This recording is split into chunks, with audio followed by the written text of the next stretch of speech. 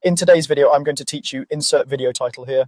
We're going to walk through a simple, reliable way to make precise cuts in your model using the knife tool. This is perfect for adding details, creating new edge flow, or shaping geometry exactly where you want it.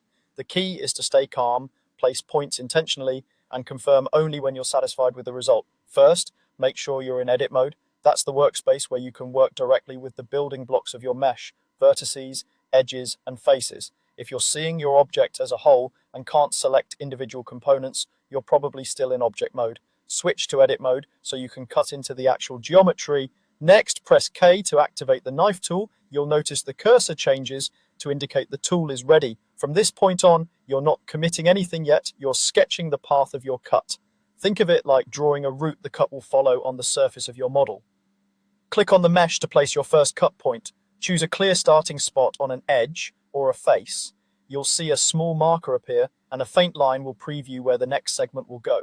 If your view is cramped, feel free to adjust your perspective to get a clean look at the area you're cutting, but keep your focus on accuracy. Continue clicking to add more points. Each click adds another segment and together they form the path of your cut. You can change direction as needed, following the contours of your model. Take your time here. Placing fewer, well thought out points is often better than peppering the surface with too many.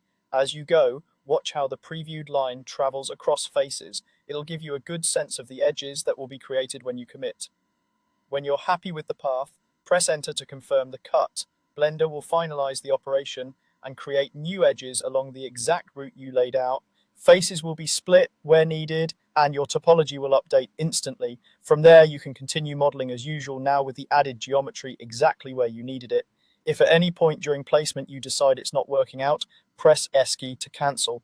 That will discard the temporary path and leave your mesh unchanged, giving you a clean slate to try again. That's all there is to it.